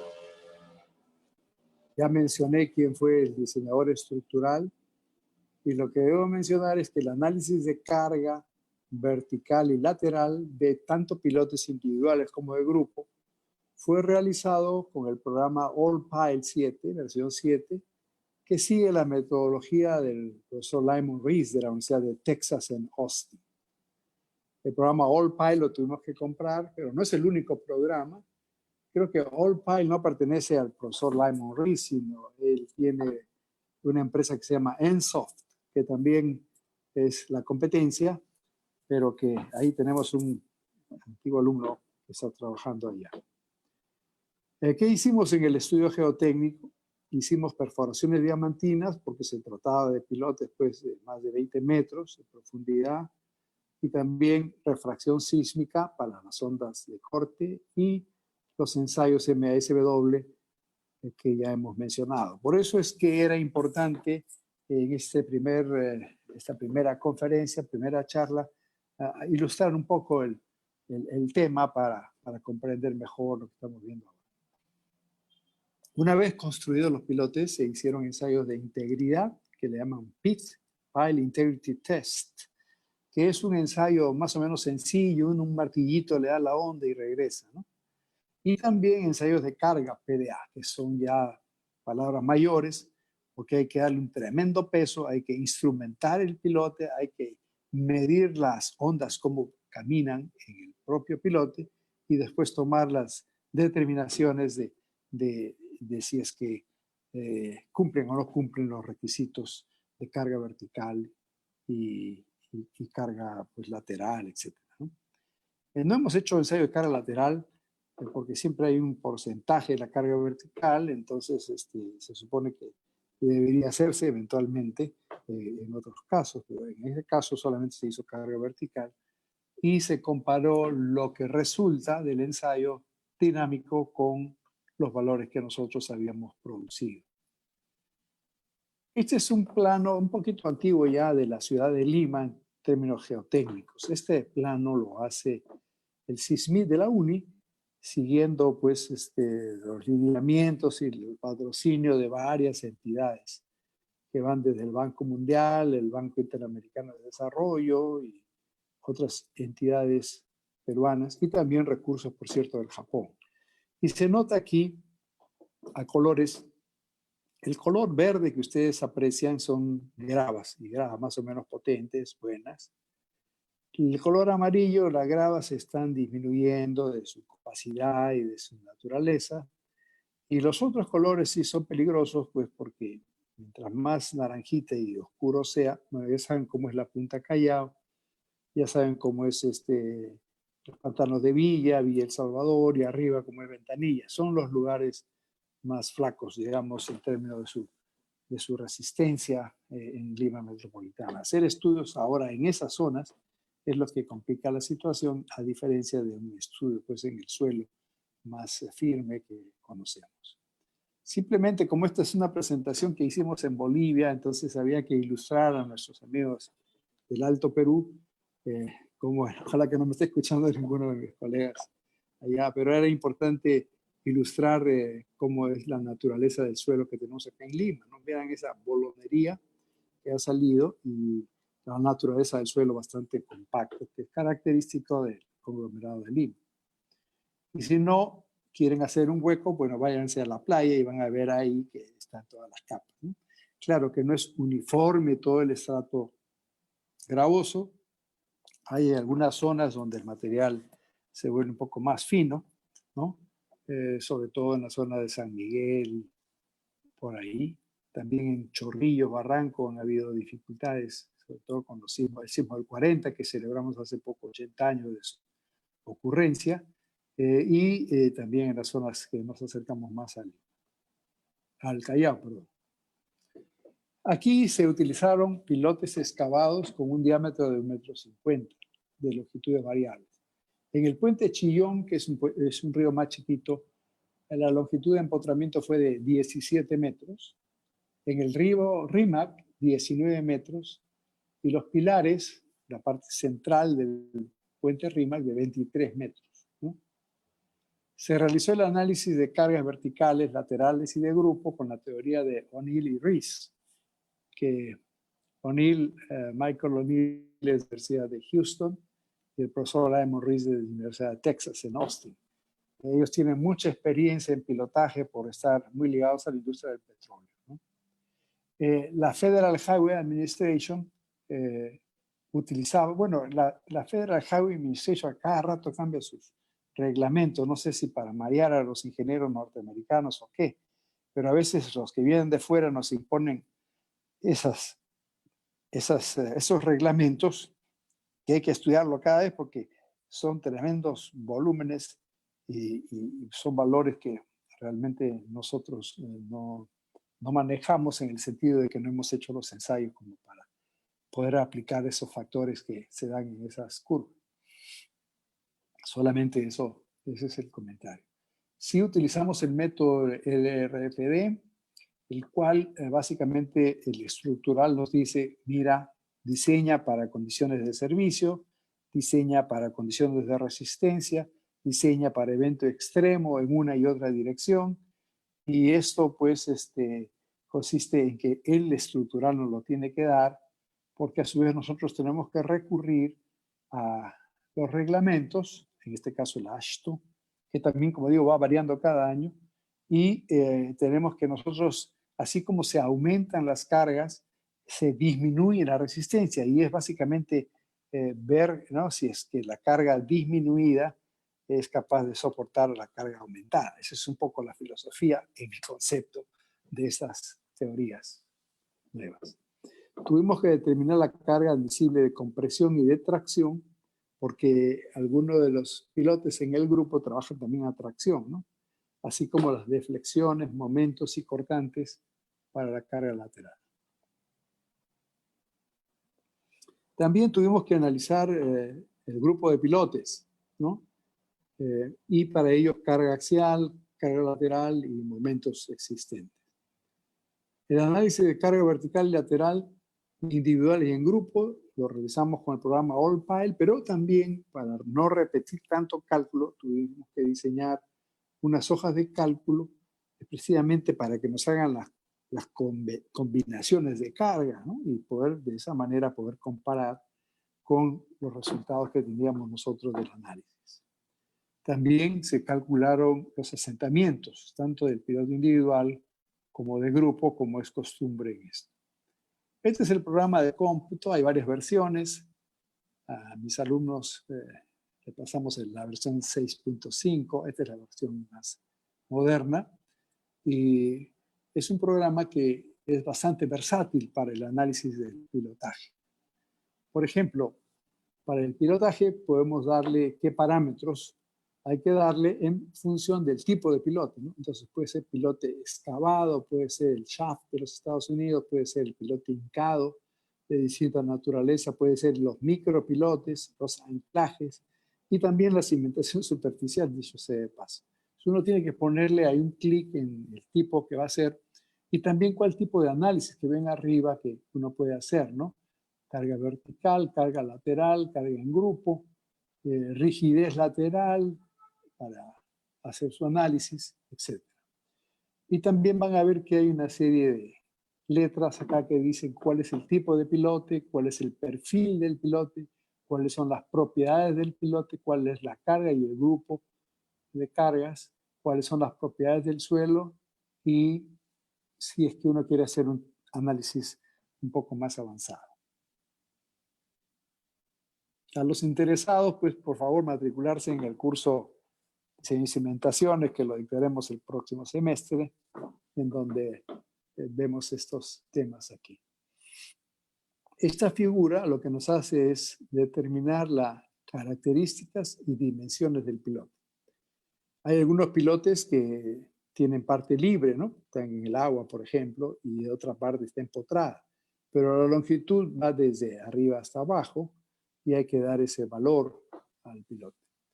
Entonces, aquí se dice la longitud del pilote, la parte superior, el valor de H, la superficie, el ángulo del terreno, porque hay unos casos en que el pilote el terreno es inclinado y eso también afecta en la distribución de la carga y en el análisis, y eso hay que también indicarlo. Después hay que conocer las condiciones de empotramiento y las cargas aplicadas al pilote. Hay varios tipos de aplicación, ¿no? Como se aprecia ahí. Para cada uno del tipo, aquí hemos aplicado el cuadrito negro de abajo, porque el cabezal es fijo, ¿no? Entonces, para ese caso, automáticamente aparece ahí cuál es la carga vertical que le voy a transmitir y cuál es el cortante que le voy a transmitir. Solamente esos dos carros, porque la condición de fija en la parte superior. Si las condiciones fueran distintas, condición 1, 2, 3, 4 o 6, entonces van a aparecer otros cuadritos en donde indican qué carga le está dando usted. Y aquí estamos analizando el caso de carga estática únicamente, ¿no? Esto lo hemos tomado de un diseño que hicimos justamente para este caso. Y aquí estamos viendo las propiedades geométricas del pilote. Si el pilote es de concreto, hay que ponerle qué ancho, qué largo tiene, el área, el perímetro, las propiedades del concreto, el peso. Todos estos datos habría que dárselos A veces ya dando nomás uno de ellos, automáticamente aparecen los otros, porque son valores estándar. Después hay que darle la sección característica del pilote, ¿no? En este caso es un pilote de concreto, el que vamos a utilizar. Ahí se le da el ancho, que es 1,50 m, el área, el perímetro, momento de inercia, módulo de elasticidad, su peso, etc. Después viene las cargas aplicadas y su distribución del grupo de pilotes. Eso también tiene que hacerse con concordancia con el diseñador estructural, ¿no? Porque ya tiene que tener una carga, cuántas columnas vamos a tener, cuántas tiras, cuál va a ser el espaciamiento, etcétera. Y de esa manera se le da finalmente las cargas totales, la carga vertical, la carga cortante, el momento y el momento de torsión, ¿no? Todo esto referido ya al grupo de pilotes para hacer el análisis. En relación al suelo, también hay que indicar qué tipo de suelo tenemos. Como ya he mencionado, aquí básicamente es un suelo gravoso, que le hemos dado 40 grados de ángulo de fricción. La superficie le damos 36, no tiene cohesión, tiene un módulo de cortante dado, también un valor de rigidez, y los parámetros que justamente el profesor Lai Morris y colaboradores se han dedicado a establecer, lo que le llamamos la curva PY, ¿no? Ese es muy conocido, que son, en vez de ponerle resortes, le ponen ahí en cada profundidad una relación entre el desplazamiento y la carga, el esfuerzo que se produce en la carga. Esos son ya valores conocidos. Le estamos dando valores de NSPT de 30 y de 40 golpes por pie. Después también el programa les pide las propiedades de cada estrato de suelo. Aquí hemos dado los valores de N de 40 grados, perdón, de 40 golpes por pie, y los valores que corresponden, creo que era 38 grados para este suelo superficial y después aumentaban a 40. Entonces aquí uno o bien asume lo que el programa tiene en su memoria o lo puede modificar para tener una mejor percepción de lo anterior. Este es el perfil del suelo, que es un perfil más o menos sencillo, ¿no? El pilote está ahí, el empotramiento está ahí, el nivel freático se encuentra a ese nivel y también en qué consisten las distintas capas del material del terreno. Tenemos ahí, en este caso particular, el mejoramiento de la avenida Néstor Gambetta, el estribo en el puente Rima, en el kilómetro 2346, el cual tenía una profundidad de más de 20 metros, como les había indicado. Aquí ya viene a jugar un poco lo que dice la norma, porque a veces nos exigen que diseñemos con la norma AASHTO, ¿no? Parece que a veces las organizaciones gubernamentales prefieren copiarse que hacer algo propio, entonces dice norma AASHTO, y a veces el problema es de la aplicación de esa norma AASHTO, que lo que hace es combinar, ¿no? Combinar cargas muertas, vivas, etcétera, momentos. Y entonces el programa da alguna cierta flexibilidad para ir combinando con los factores de seguridad pertinentes para finalmente hacer el análisis. Y estos son los resultados del análisis de cargas verticales del pilote individual. Aquí estamos viendo que uno puede tener la distribución en profundidad, la curva carga-asentamiento. Conforme uno tenga un pilote más largo, que alcance una mayor profundidad, obviamente la capacidad de carga es mayor, va aumentando. Y básicamente el hecho, y siempre lo hemos hecho así en el diseño de varios pilotes, es le damos varias longitudes, ¿no? Que vaya aumentando la longitud y paramos en la longitud suficiente como para estar por encima con un factor de seguridad adecuado de la carga que se está transmitiendo para el pilote individual o para el grupo de pilotes. Eso significa que tenemos que tener flexibilidad. Y lo que hace el programita aquí es preparar las curvas que le llaman TZ o QW y dar el reporte, el resumen, ponerlo en Excel, dándole todas las facilidades para poder hacer los cálculos. Por ejemplo, este es el análisis el reporte del análisis de grupo para la carga vertical, ¿no? Entonces, además de cada piloto individual, tenemos que aplicar la carga total como mencionamos hace un momento y ver cómo se distribuyen las cargas en cada uno de los casos. En algunos casos puede inclusive generarse tracciones en alguno de los pilotes. Este es el tema importante que quizás no lo vemos todavía con mucho énfasis en nuestro medio, pero que mucha gente, sobre todo el profesor Lyman Rees y colaboradores, han trabajado mucho en lo que le llamamos la curva PY, ¿no? El análisis lateral del piloto. El análisis lateral algunos hacen con resortes, pero en la trayectoria de PY lo que se hace es calcular para cada una de esas profundidades la relación que hay entre lo que mencionaba, el desplazamiento, con el esfuerzo transmitido. Y eso hay que hacerlo, hay que tener la matriz ahí de rigidez también para hacer su análisis. Y esta sería la gráfica de profundidad con deflexión y el momento cortante también. Eso lo produce también el programa. Y por supuesto, aquí tiene que haber una buena coordinación con el análisis de estructuras. Felizmente en este caso hubo una excelente coordinación para saber bien cuánto fierro le ponen, etc. Y aquí vamos a las vistas. En plena construcción, esto fue hecho por pilotos Terratest. Aquí, sabiéndose que se necesita el casing para poder avanzar en la perforación en el puente vehicular Chillón.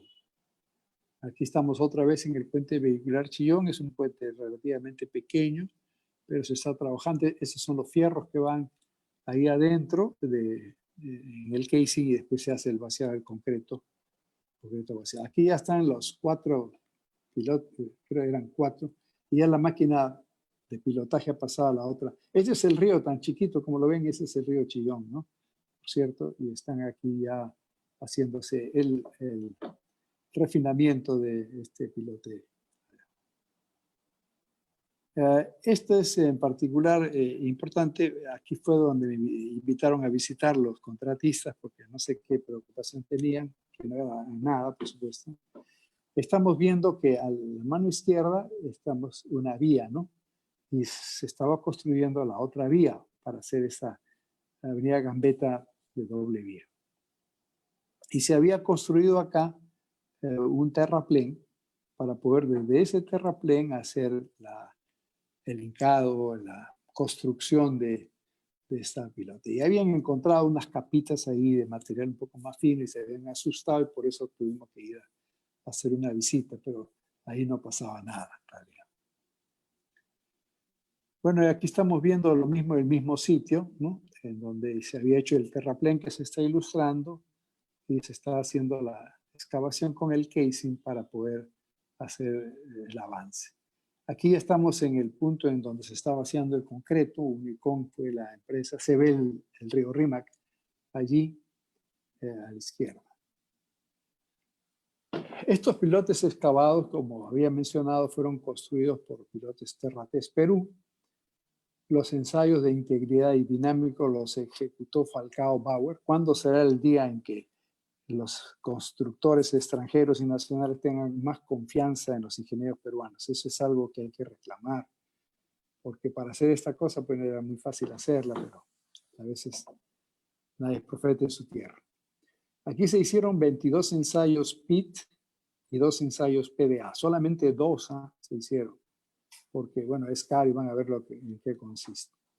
Los ensayos PIT se ejecutaron en los estribos de los puentes de Rímac y Chillón, así como en el pilar del puente Rímac. Los ensayos PDA, el Pile Dynamic Analyzer, se realizaron en los estribos de los puentes. Para hacer el análisis PDA, uno tiene que utilizar un programa que también ha sido desarrollado por la gente de Ohio, ¿no? La gente de Ohio State, que son los que han desarrollado toda esta metodología del Pile Dynamics. El ensayo ya ejecutado, ¿no? Arrojó valores de 825 toneladas de carga para el estribo ensayado, mientras que para el estilo del puente Rímac el valor fue de 1.121 toneladas. Hay que mencionar que la carga demandada en servicio, la que nosotros, digamos, propusimos, analizamos, era de 266.4 toneladas y 333 toneladas respectivamente. En otras palabras, estos pilotos estaban sobrados, ¿no? Pero mejor así que estén sobrados a que estén faltando. Esta es una vista espectacular de cómo es el ensayo dinámico, ¿no? Se han hecho algunos ensayos dinámicos. Hicimos algunos allá en los reservorios de Iquitos, también en la planta Melchorita y en otros lugares. Pero básicamente la cosa es instrumentar al pilote con sensores y después tener una gran masa que impacte al pilote para que se generen las ondas, que vayan y vengan y que en función de eso, con un análisis pertinente numérico, se pueda determinar la carga admisible. Aquí se ilustran cuáles son las características. Casi todos son ensayos SPID, o sea, ese es darle un martilladito nomás. Aquí el ensayo que vale, y en realidad han sido pocos, han sido el ensayo PDA que se hizo en el puente Chillón y también hay otro ensayo PDA que se hizo en el puente Rímac. Esos son los que en realidad valen, por así decirlo, ¿no? Esto, ahí ven el nombre del Pile Dynamics Incorporated, que es la empresa que no solamente desarrolló el programa CAPWAP, sino también desarrolló el instrumental, el equipo, no solamente para hacer el análisis, sino también para hacer el ensayo, ¿no?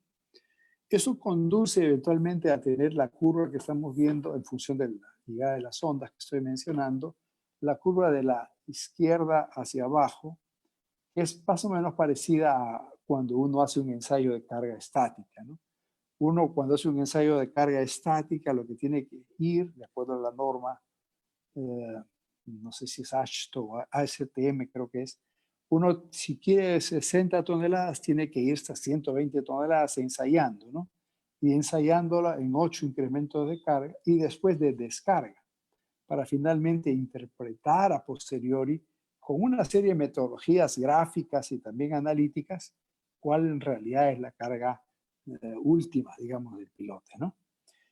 Como no se hizo eso, porque se tendría que tener pues 1.000 toneladas para poder hacer por lo menos estos ensayos, se hizo este ensayo dinámico que de alguna manera corroboró lo que ya les he explicado anteriormente. Aquí estamos viendo el otro ensayo dinámico, solamente se hicieron 2, ¿no?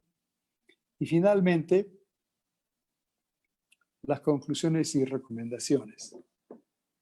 El perfil estratigráfico del terreno es un material gravoso, mal graduado, localizado en las riberas y cauces de los ríos Rímac y Chillón. Se realizaron perforaciones diamantinas en la grava y ensayos geofísicos para medir la velocidad de propagación de corte, que no hemos visto ahora porque si no nos quedamos hasta las 10 de la noche. El análisis de la capacidad de carga vertical y lateral de pilotos individuales y de grupo se realizó con la metodología del Federal Highway Administration propuesta por RIS y colaboradores en esos años, porque como he mencionado, la propia Federal Highway que vamos a ver en las últimas vistas cambia cada rato esas normas y bueno, los pobres ingenieros americanos tienen que estar amoldándose a esas cargas. Los ensayos de carga dinámica e integridad en los pilotes de concreto indicaron un factor de seguridad apropiado y una adecuada integridad. Ahora vienen las referencias, que siempre es bueno tenerlas. Esta es el profesor Lyman Rees, es un excelente libro, lo tenemos en versión digital y los alumnos lo reciben sin la menor duda, para ahorrarles un poquito, creo que está como a $200 ese libro, por si acaso. Este es el estudio que hizo el profesor Lyman Rees. Estos pilotes escapados de gran diámetro, en inglés, en Norteamérica le dicen drill shafts. Y este es un manual sobre el diseño y la construcción de ese libro. Esto es lo que les había comentado, pues cada año, casi con mucha frecuencia, el Federal Highway Administration del Departamento del Transporte saca pues distintos métodos de diseño y lo va actualizando, ¿no? Este de acá es el diría, uno de los últimos, en mayo del 2010, pero de alguna forma permanentemente se están modificando esas tablas y esas cosas que hay que utilizar. Bueno, este libro es conocido también, está en español, Fundamentos de Ingeniería y Cimentaciones, de Brian Das. Este es un handbook, lo sacó el profesor Lyman Rees, también para el Federal Highway Administration.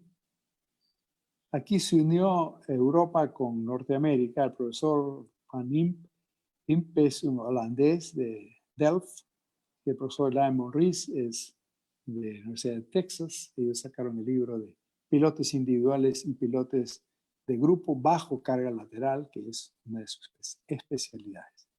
Bueno, creo que con esto ya yo había terminado. Tenía otra presentación más, pero ya me está llamando la atención la ingeniera maestra Carmen.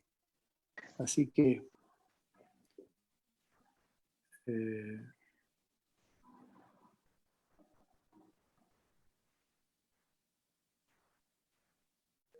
ya estamos.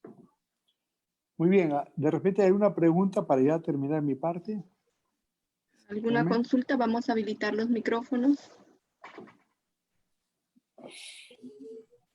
Buenas noches, doctor. Tengo una consulta. En su experiencia, Adelante. usted habrá visto que para las pruebas de los pilotes se utilizan las celdas Osterberg. Sí, sí, efectivamente. Sí, efectivamente es una metodología importante, un poco cara. Mi amigo Mario Terceros de Bolivia, él ha inventado una prueba similar a la de Osterberg, quizá para conocimiento de todos. La prueba de Osterberg, la celda de Osterberg, consiste en que cuando yo he hecho el vaciado del concreto de gran diámetro en el sitio, le pongo abajo una especie de gato hidráulico de plano, ¿no? Y entonces utilizo desde arriba, una vez terminado el pilote, le aplico carga para que mida cómo que se puede desplazar, tanto por punta como por fricción lateral. Y por supuesto no voy a recuperar esa celda, porque la celda se queda ahí, ¿no? Él ha llegado a una conclusión de hacer estos ensayos con unos gatos chinos, ¿no? Que reduce considerablemente el valor de hacer este ensayo. Pero hasta donde yo tengo entendido, aquí en el Perú no se han hecho ese tipo de ensayos, hasta donde yo tengo entendido. Él sí los ha hecho ahí en Santa Cruz porque hay bastante más pilotaje que en nuestro medio. Aquí de lo que conozco solamente son ensayos estos dinámicos que hago referencia. Y sería muy interesante poder implementar aquí en nuestro medio ese tipo de ensayo que tampoco es fácil, ¿eh? Es complicado. Sí, eso es lo que le puedo decir. Carmen. ¿Alguna otra consulta de algún participante?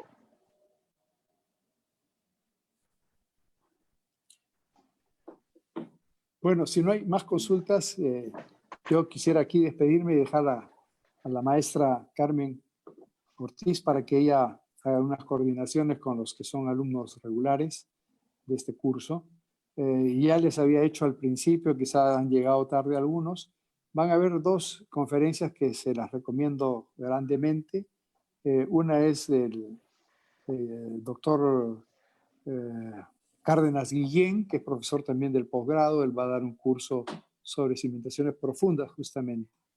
Y también vía videoconferencia Juan Paulín de México va a dar una charla sobre estructuras de sostenimiento lateral, ¿no? Ellos tienen mucha experiencia con la empresa que han tenido. Ellos son los que hicieron el sostenimiento aquí en la línea amarilla con esa metodología de vibración con excavación y el monitoreo. Me acuerdo que lo hicimos de las vibraciones allí con eso. Creo que van a ser dos charlas importantes para los que están interesados en esta especialidad. Tengo entendido que son gratuitas, no sé si eso fuese así. Y también nosotros estamos preparando para aquellos que estén interesados en la parte ya más bien ingeniería sísmica, sismología y ingeniería sísmica. Estamos pensando en sacar dentro de pocas semanas un curso un poco más extenso, más formal, sobre lo que tenemos instalado, pues una red acelerográfica aquí, pero también vamos a insistir. Ahí está, qué bueno, acaban de Sí, sacar el justo ahí anuncio. le pasaba la publicidad. Ya la tienen, ni siquiera la he visto yo antes, ¿eh? Es la primera vez que la estoy mirando. Están cordialmente invitados a asistir allí. Hay un gran sismólogo venezolano que lo va a dictar, me imagino, desde su sitio. ¿No lo han puesto a Rendón ahí? Sí, está el doctor Rendón. Ya, sí, ahí está Eber Rendón. Sí, él ha sido director del FUNVISIS, ¿no? Y ya también coordinó con Javier Piqué. Sí, también va a estar el doctor Javier Piqué. Magnífico. Los otros dos son miembros de nuestra planta, los otros tres. Así que ojalá que puedan hacer por lo menos propaganda con la gente que tiene los acelerógrafos a nivel nacional y siempre tratando de compartir lo poco que sabemos con todos ustedes. Entonces yo ya los dejo con Carmen y nos veremos posiblemente en 1 o 2 semanas, ¿no? ¿Está bien? Muchas gracias, doctor. Gracias. Muchas gracias, Bien. doctor. Hasta luego. Encantado. ¿Ya? Muchas gracias, Para doctor. Muchas gracias. agradecer a los participantes a estas 3 conferencias brindadas por el doctor Alba y también nuevamente invitarles a nuestro curso de capacitación que se va a dar del 6 de julio al 10 de agosto. Les vamos a estar alcanzando particularmente mayor información más adelante, ¿no?